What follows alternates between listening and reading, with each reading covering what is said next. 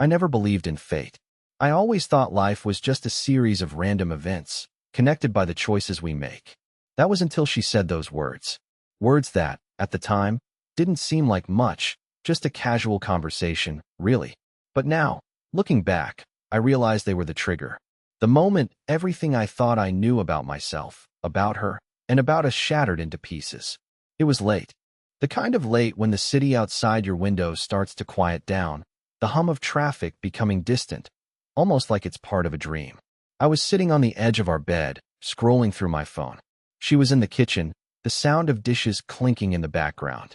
There was a lightness in the air that night, one I hadn't felt in months. But it wasn't the kind of lightness that comes with peace.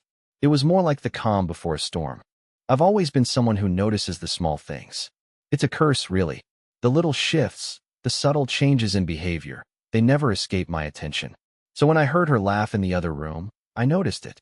It wasn't her usual laugh. There was a note of something in it, something that wasn't right. It was sharp, almost forced, like she was trying too hard to sound happy. I brushed it off at first, thinking I was just being paranoid. But then, a few minutes later, she came into the bedroom, holding her phone. She didn't look at me right away. Instead, she fiddled with her screen, tapping it nervously. "Hey, can I ask you something?" she said, her voice a little too casual. I looked up at her. "Of course, what's up?" She hesitated for a moment before responding. Do you think people can change?" The question caught me off guard. It wasn't the kind of question you ask on a regular Tuesday night. We had been together for almost 5 years at that point, and I thought I knew her better than anyone. Yet, here she was, asking me a question that felt like it came from a completely different world. "What do you mean?" I asked, trying to keep my voice even. She sat down beside me on the bed, but still wouldn't look at me. "I don't know. Just, do you think it's possible for someone to completely change who they are? Like, to become someone else?" Her words were like a puzzle piece I couldn't quite fit into place. I tried to focus on her face, to understand what she was really asking, but her eyes kept darting away, as if she was searching for something, anything, to avoid my gaze. "Are you talking about me?" I finally asked, my stomach twisting slightly. "Why are you asking me this?" She exhaled, running her fingers through her hair. "No, it's not you. It's someone else. Someone I know." I couldn't say why, but something about her response felt off. I had no reason to believe anything was wrong, but I couldn't shake the feeling that I was being kept in the dark. That night, for the first time, I felt like I wasn't truly a part of her world anymore. Like there was something happening just outside of my reach. "Who are you talking about?" I asked again, my tone more insistent now. She looked at me then, but it wasn't the look I had hoped for. It wasn't the reassuring glance that said everything was fine. No, this look was different. It was almost distant. "It's complicated," she said, standing up. "But you know what? Forget it. It's not important." I should have pushed her more. I should have insisted on an explanation. But I didn't. I let it go, chalking it up to her having a rough day at work or whatever else might be bothering her. I convinced myself that it was nothing. But deep down, a seed of doubt had been planted. I didn't know it at the time, but that seed would grow into something much darker. The next few weeks were a blur of strange conversations, late nights, and the ever-present feeling that something wasn't right. Leah was distant, but not in the way I had come to expect. It wasn't that she was ignoring me. It was more subtle than that. She'd leave the room if I walked in, or change the subject whenever I asked her about her day. She would smile, but it never reached her eyes. One night, after another awkward dinner where we barely spoke, I couldn't take it anymore. I had to know what was going on. So, I did something I never thought I would. I snooped. I don't know what possessed me to do it, but I started going through her things. Her purse, her phone, even her emails. Anything that could give me a glimpse of the truth. I know. It was wrong. But in that moment, it felt like the only way to find answers. The answers I so desperately needed. It didn't take long for me to find it. There, in her texts, was a message from someone named Derek. Just a name at first, nothing suspicious. But as I scrolled through their conversation, my heart sank. The messages were flirty, filled with inside jokes and emojis that were way too intimate for someone who was supposed to be just a friend. And then there was one message. One that stood out above all the others. It was from Derek, sent late one night, after I had gone to bed. "I can't stop thinking about you. I wish you didn't have to hide this from him." I felt like the ground had been ripped out from beneath me. The words were there, in black and white. She had been hiding something. Someone. And I had been too blind to see it. I sat there in the dark, staring at the screen, trying to wrap my mind around what I had just discovered. But I couldn't. I didn't want to. The truth was too painful. But in that moment, I realized something that I would carry with me forever. She had chosen him. And there was no going back from that. I had no idea how I was supposed to react or what I was supposed to do with this information. But one thing was clear. My world had just changed, and I couldn't pretend like everything was normal anymore. And that's when I finally said it. The words that came out of my mouth. Words I never thought I would say to her, the woman I had loved for so long. You took his side. She froze, and for the first time in weeks, she looked me in the eye. There was no denial, no explanation, just silence. And that silence, more than anything, told me everything I needed to know. The silence in the room was suffocating. It hung between us like a heavy curtain, blocking out everything else. I watched Leah, waiting for some explanation, some reassurance that everything I had just uncovered wasn't real. But she didn't speak. She just stood there, her face pale, her eyes avoiding mine. I wanted to scream. I wanted to throw things. But instead, I just stood there, frozen. The weight of her betrayal pressed down on me harder than I thought possible. The message from Derek, that one line, "I wish you didn't have to hide this from him," echoed in my head. I felt like I was suffocating, trapped in my own thoughts. Finally, after what felt like an eternity, Leah spoke, her voice barely a whisper. "Lars, please, just let me explain." But I wasn't ready to hear an explanation. Not yet. I needed to process what I had just seen, what I had just learned. She had been lying to me for who knows how long. The fact that she thought I wouldn't find out was almost insulting. "I don't need an explanation," I said, my voice sharper than I intended. "The truth is right there, in front of me. You've been hiding him, Leah. Hiding this from me. And you thought I wouldn't notice?" Her face twisted with guilt, and she stepped forward, reaching for my arm. But I pulled away, not wanting her touch. "It's not like that, Lars. You don't understand." I shook my head, my hands trembling. "No, I understand perfectly. You chose him. And now, everything's different." For the first time in our relationship, I felt like a stranger in my own home. The woman I had trusted with everything, the woman I had shared my life with, was now someone I didn't recognize. I had always believed that we were a team, that we would face anything together. But this wasn't something we could just overcome, not without some kind of honesty. And right now, I wasn't sure if Leah was even capable of being honest with me. "I didn't want to hurt you," she whispered, tears starting to well up in her eyes. I laughed bitterly, the sound foreign to my own ears. "And yet here we are, Leah. You've hurt me more than you can ever understand." I didn't wait for her to respond. Instead, I grabbed my jacket from the back of the chair and headed for the door. The cool air hit my face as I stepped outside, but it wasn't enough to shake the chill that had settled in my bones. I needed to get away. I needed to think. I walked for what felt like hours, my mind racing. I couldn't escape the images of Leah and Derek, laughing together, sharing moments I should have been a part of. I tried to convince myself that it wasn't as bad as it seemed, that there had to be an explanation. But deep down, I knew the truth. She had chosen him. And the worst part? She had been hiding it from me, pretending like everything was fine, like I wouldn't notice. But how could I not notice? How could I have been so blind? The signs had been there all along. The late nights, the secretive behavior, the constant distance between us. I had seen it, but I hadn't wanted to acknowledge it. Now, there was no ignoring it. I spent the night wandering aimlessly, trying to clear my head, but every thought kept leading me back to the same place. Back to her betrayal. By the time I finally returned home, the sun was starting to rise, but I wasn't any closer to understanding what had happened or how to move forward. When I walked through the door, I expected it to be different, to feel different. But it didn't. It felt the same as it had before. The same apartment, the same furniture, the same memories that now felt like they belonged to someone else. The only difference was that everything had changed.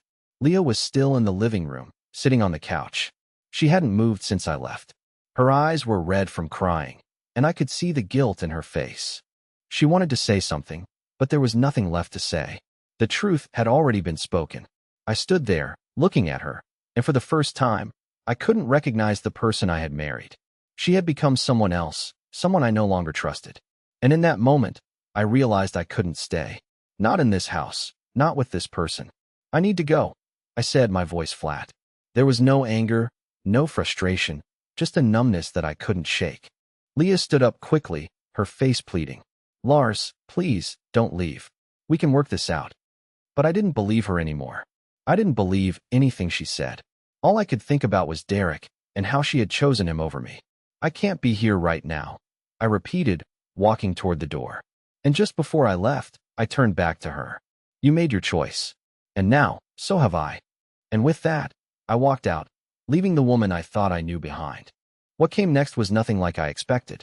The truth always has a way of unraveling everything you thought you understood about your life. But as it all came crashing down, I knew one thing for sure. Nothing would ever be the same again. The door slammed behind me, but the sound didn't feel final. It echoed, bouncing off the walls, filling the empty spaces in my mind. I didn't know where I was going. I didn't care. I just needed to be away. Away from her. Away from everything I thought I understood. It was dark outside, the city lights flickering in the distance, like a world that was still spinning while mine had come to a screeching halt. I walked aimlessly, my feet moving faster than my mind could process. The weight of Leah's betrayal clung to me like a shadow, and no matter how far I went, it felt like I was being followed. After a few hours of wandering, I ended up at a bar. I didn't remember walking there. I didn't remember deciding to go inside. But there I was, sitting at the counter, nursing a drink that I didn't even want. It was just something to fill the space, to drown out the thoughts that kept crashing against my skull. I should have felt more anger, more something, but I didn't. I felt numb. The kind of numb that comes when your entire reality shifts and you don't know how to regain control. Then I saw him. Nathan. The man I had only known through Leah's texts and those brief, casual mentions about work. But now, here he was, sitting 2 stools down, his face half hidden in the shadows. It took me a second to recognize him, but when I did, I couldn't look away. He wasn't supposed to be here, not in my world, not in this place. But there he was, as if fate was mocking me. I thought about leaving. I thought about turning around and walking out. But instead, I stayed. And before I could think twice, I stood up and walked over to him. He didn't notice me at first. He was focused on his drink, his head slightly tilted back. Nathan. He froze, and I could see the panic flash in his eyes. He turned slowly, his face paling as he saw me standing there. Lars, he said, his voice shaky. I didn't say anything at first. I just stared at him, trying to calm the storm inside me. He was here, sitting like he had every right to be. Like everything was normal. What the hell are you doing here? I finally asked, the words coming out sharper than I intended. He glanced around nervously, but I could see the guilt in his face. I didn't know you'd be here, he muttered, not looking me in the eye. You've been seeing my wife behind my back? I said flatly, watching the tension tighten in his body. Don't act like this is some coincidence. He winced, rubbing the back of his neck. It wasn't supposed to happen like this, he said quietly. I never wanted to hurt you, man. I interrupted him. Don't give me that. You knew exactly what you were doing. There was a long pause as the weight of the situation settled between us. I could feel his discomfort, but at that moment, it didn't matter. Nothing mattered except the betrayal that had ripped my world apart. Is she still with you? Nathan asked hesitantly, as if he wasn't sure how much to say. I couldn't help but laugh bitterly. You think it matters now? I shook my head. It doesn't matter if she's with me or not. The damage is done. She made her choice. Nathan opened his mouth like he was going to say something, but I cut him off. I don't want your pity.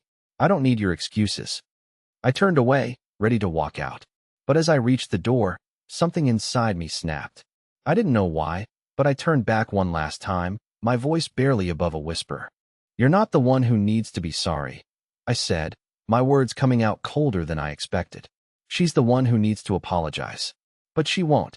She'll just keep pretending, keep lying to me like she always has. I walked out then, the door swinging shut behind me, leaving Nathan and his regret in the bar. But as I stepped into the night, something else twisted inside me. I wasn't just angry at him anymore. I was angry at myself. For letting her slip away without fighting harder. For being so blind to the signs. I wasn't sure where I was going. All I knew was that I couldn't go back to her. Not yet. Not when the truth was still so fresh, so raw. But that night, something changed. I wasn't the same person I had been the day before, and I wasn't sure who I was anymore. The next few days were a blur. I couldn't focus at work. I couldn't focus at home. My thoughts kept drifting back to that night, to Nathan and Leah. The image of them together, the way she had looked at him, lingered in my mind like a broken record. Every time I tried to move forward, the past pulled me back. But there was one thing I knew for sure. I couldn't keep living like this. I couldn't keep pretending everything was fine when nothing felt right. I needed answers, and I needed them from her. That evening, I found myself standing outside our apartment building, staring up at the window. My hands were shaking.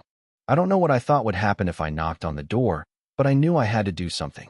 I took a deep breath and stepped forward, climbing the stairs to the front door. I raised my hand to knock, but hesitated. What was I even going to say? But before I could second-guess myself, the door swung open. Leah stood there, her expression unreadable. Her eyes were tired, like she hadn't slept in days. She wasn't the woman I had married, the one who laughed with me in the mornings, the one who made plans for our future. This woman was someone else. "Lars," she said softly, her voice almost a whisper. "I wasn't expecting you." I swallowed hard. "We need to talk," I said, my words firmer than I felt. She stepped aside, and I walked in. The silence between us was unbearable, thick with all the things we had left unsaid. Leah sat down on the couch, but I stayed standing. I didn't know where to start, how to ask the questions that had been eating at me. "Why?" I finally blurted out. "Why him? Why Nathan?" Her face tightened at the mention of his name, and for the first time, I saw something real in her eyes. Guilt, shame, maybe even regret. But it wasn't enough. "I never meant for it to happen," she said, her voice shaky. "It was a mistake, Lars. A huge mistake. But I don't know how to undo it." "A mistake?" I echoed, the bitterness in my voice sharper than I intended. "You don't fall into something like that by accident. This wasn't some slip-up, Leah. This was a choice. A conscious decision." She lowered her head, her hands wringing together in her lap. "I was lonely. Things between us changed. I don't know when it happened, but I started feeling like I was living in a different world than you. I didn't know how to fix it." I wanted to scream, to tell her how much she had hurt me, how selfish it was to say she was lonely, while I was right there, doing everything I could to be a good husband. But all I could do was stand there, numb. "I tried, Lars. I tried to fix it, but I didn't know how," she continued, her voice trembling now. "And then Nathan. He understood. He was there for me when you weren't. And I made a horrible mistake. But I never meant to hurt you." Her words hit me like a punch to the gut. It wasn't just the affair. It wasn't just Nathan. It was everything. The way she had pulled away from me without ever telling me why. The way I had been completely blind to it all. I felt a cold emptiness settle inside me. "You think an apology is going to fix this?" I asked, though I already knew the answer. "No," she whispered. "But I had to say it. I had to tell you that I'm sorry." The silence that followed was deafening. I could hear the distant hum of the city outside, but all I could focus on was the brokenness between us. I didn't know how to move forward. I didn't know if I could ever trust her again. But what I did know was that I couldn't keep living in this limbo. I had to make a choice. "Leah," I said quietly, my voice steadier than I felt. "I don't know if I can do this anymore." Her face crumpled, and I saw the pain flash across her features. "Please, Lars, don't say that." But it wasn't just about the affair. It wasn't just about Nathan. It was about everything that had led us here. The years of missed opportunities, of drifting apart without ever really seeing it. "I don't know if I can ever forgive you for this," I continued, my throat tight. "And I don't know if we can ever go back to what we had. But I need to figure this out." With that, I turned and walked out of the apartment, leaving her standing there. I didn't have all the answers, but for the first time in a long while, I felt like I was finally taking control of my own life. I didn't know what would happen next, but I couldn't keep living in the shadows of the past. And the truth was, I didn't know if she and I would ever make it through this. But I had to find out. For my own sake. I didn't go back that night. I couldn't. The truth was too raw, too sharp. The words Leah had spoken still lingered in my mind, but they weren't enough. They couldn't fix what was broken. I spent the night in my car, parked by the side of the road, staring at the darkened sky. I couldn't bring myself to go home. Home wasn't home anymore. The next morning, I didn't feel any better. If anything, I felt worse. I had to face the reality that everything I thought I knew about my marriage, my life, was a lie. The trust was shattered, and no amount of apologies could glue it back together. But something in me knew I couldn't keep running. By mid-afternoon, I found myself standing in front of her apartment again, hesitating outside her door. The feeling was different now, colder, more distant. I wasn't sure what I expected when I walked in, but I knew this wasn't going to be the same. Leah opened the door before I had the chance to knock. Her eyes were red, but there was no more pleading, no more desperation. She just looked at me, quiet, waiting. "I don't know what I'm supposed to do now," I said, my voice sounding foreign to me. She stepped aside to let me in, but the air between us was thick with unsaid words. "Neither do I," she replied softly. "I don't know how to fix this, Lars, but I want to try." I took a deep breath, looking around the apartment. The familiar, comfortable surroundings felt alien now, like a life I didn't belong to anymore. It was suffocating, and I hated that I couldn't just walk away from it all. But I couldn't ignore what she had done. "You've been lying to me for months," I said, the words tasting bitter. "How am I supposed to believe anything you say now?" Leah's face twisted with guilt, but she didn't try to argue. I know I've hurt you. I didn't want any of this to happen." The silence stretched between us again, unbearable.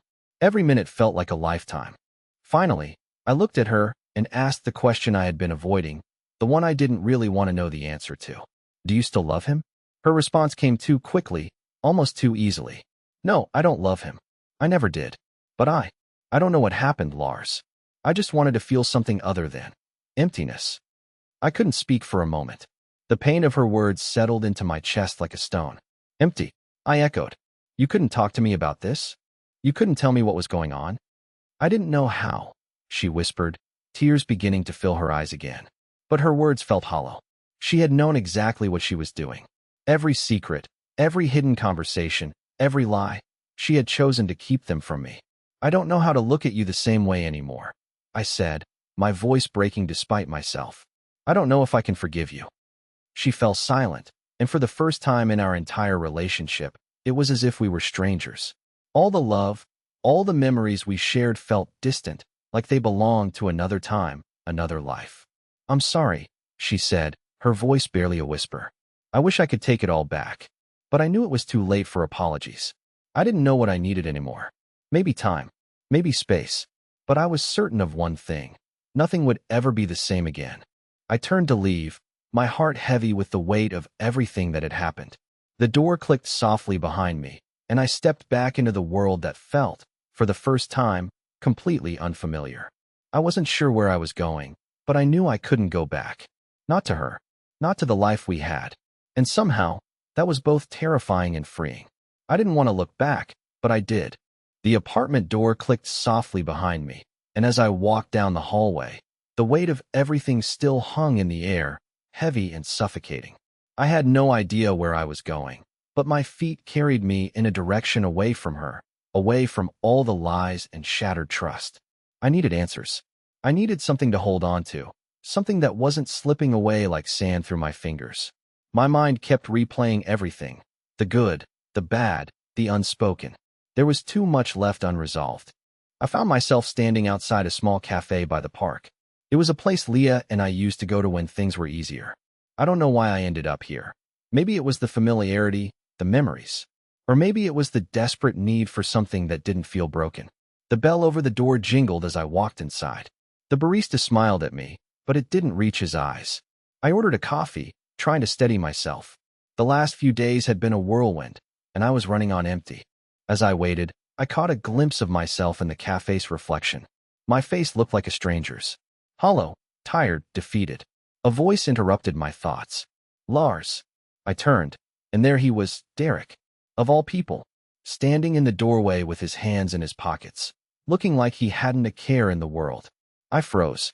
Part of me wanted to turn and walk out, but another part, the part one couldn't ignore, needed answers. "What do you want?" I said, my voice tight with everything I hadn't said to Leah. Derek shrugged, his expression almost casual. "I think we need to talk." My blood boiled. "Talk? You want to talk after everything? After what you've done?" He took a step forward, his hands raised in mock surrender. "I didn't ask for this either, Lars. But I think you deserve to know what's been going on." I didn't know whether to strangle him or hear him out. I just wanted to leave, to walk away from this nightmare. But there was a part of me, the part one couldn't silence, that needed closure. Sit down, I said, the words coming out in a cold, controlled tone. Derek hesitated but eventually took the seat across from me. His eyes were nervous, like he was already regretting whatever he had to say. I never meant to hurt you, he began, but I interrupted him, my patience already worn thin. You think this doesn't hurt me? I spat. You've been sneaking around with my wife behind my back, and you think this is about you trying to make amends? He flinched, but didn't back down. It wasn't like that, man. It wasn't supposed to go this far. But I'm not the one who started this. The words hit me harder than I expected. What do you mean? Who started it then? Derek leaned forward, his voice low. Leah. She was the one who pushed for more. She was the one who couldn't let go. I didn't know how to process what he was saying. Part of me wanted to believe that he was just trying to cover for her, but something in his eyes, something raw, made me hesitate. She wasn't happy, Lars, he continued. You could see it, couldn't you? She was fading. And I was there. That's all. But I swear to God, I never wanted this to go public. It was a mess from the start. I leaned back in my chair, the weight of his words sinking in. I had known she was pulling away, but hearing it from someone else, hearing it from him, felt like a punch to the gut. You're telling me this now? I asked, my voice barely above a whisper. Why? He looked uncomfortable. Because I owe it to you. I owe it to you to say that I'm sorry. And I never should have gotten involved. But I didn't know how much she needed someone. I didn't know she was so far gone. My mind reeled. I had always thought I was the one who was there for her, the one who could make everything better. But Leah had been slipping away for months, and I had been too blind to see it. Derek's apology didn't change anything. I didn't want his pity, but it was something. It was a piece of the puzzle I hadn't had before. It gave me a clearer picture of the distance between Leah and me, a distance I had ignored for far too long. But the worst part was still coming. The realization that even with all this knowledge, I was still the one left standing, alone, with nowhere to go. The silence between us was thick with things left unsaid. Derek sat across from me, his hands still nervously twitching at his sides. I could see the guilt in his eyes, but I didn't care. It wasn't his apology I needed. It was Leah's. And I knew, deep down, that hearing it from him didn't change anything. You think telling me this makes it better? I said, my voice low and steady, masking the anger beneath. You think any of this makes sense? He didn't answer right away, his eyes scanning the room, as if looking for something to latch onto. I know it doesn't fix anything, he finally muttered. But you deserve the truth. I laughed, though it felt empty. The truth. I echoed. The truth is, Leah chose you. She chose to lie to me, to betray me. His eyes flickered, and he shifted uncomfortably. I'm not asking you to forgive me, but you should know she was struggling long before I came into the picture. I wasn't the one who started this. She was already checked out. I leaned in, unable to stop myself. What the hell does that mean? He looked like he was choosing his words carefully. She was already pushing you away. She was looking for something, anything to feel alive again. And I was there. I shouldn't have been, but I was. The words hit harder than I expected. I had known something was wrong between Leah and me, but to hear it out loud, to know that she had been the one pulling away, felt like the final gut punch. I was just a part of it, Derek added, his voice barely audible. I didn't want to be, but I didn't know how to stop. I felt a storm brewing inside me, a storm that had been gathering for months and was now finally spilling over. I stood up abruptly, the chair scraping against the floor. Enough, I snapped. I don't need your excuses. I need to figure out what the hell I'm supposed to do with all this. I turned to leave, but Derek called after me. Lars, I know it's hard, but she's not the person you think she is. I paused, but didn't turn around. The weight of his words hung in the air like smoke. I didn't know if he was right. I didn't know anything anymore. I'll figure that out myself, I said quietly before walking out, leaving him behind. The city streets felt cold as I stepped outside. The world around me was moving, but I felt like I was standing still. I didn't know what to do next. I didn't know what Leah and I were anymore. But I did know one thing. I couldn't keep pretending this wasn't happening. I couldn't keep denying the truth. The decision I had to make wasn't just about her or Derek. It was about me. What was I willing to accept? What was I willing to fight for? And as the wind bit at my skin, I realized something else. I didn't know if I had the strength to fight at all. I walked through the streets aimlessly, my mind racing. but my feet carrying me without direction. The truth, in all its ugliness, had been laid out in front of me. There was no more pretending, no more denying what had happened. Leah had chosen her path, and Derek was a part of that. But as I walked, I started to realize something. I didn't need to keep carrying that weight. The world wasn't going to wait for me to figure everything out, and neither was I. Somewhere along the way, I had forgotten how to live for myself. I had been so focused on holding on to what I thought was a perfect life that I hadn't realized I was suffocating. By the time I reached the park, the air had grown cooler, but it felt fresh against my skin. The early evening sky was painted in soft pinks and oranges, and for the first time in days, I breathed deeply. I had been holding my breath for so long, hoping for things to return to how they were. But things would never be the same. And that was okay. I sat on a bench, my thoughts still swirling, but something inside me had shifted. I wasn't angry anymore. I wasn't even sad. I was free. Free to rebuild. Free to take control of my life. It wasn't going to be easy, but I was no longer afraid of what the future held. I knew that whatever came next, I had to face it with the strength I had forgotten I had. I had lost something, yes, but I had also gained something, the understanding that I could survive this, that I could be more than the man who was betrayed. As I sat there, watching the world go by, I smiled. The horizon, once dark and uncertain, now seemed filled with possibility. It would take time to heal, to figure out where to go from here. But for the first time, I felt like I had a future again, a future that was mine to create. And in that moment, I knew the best was yet to come.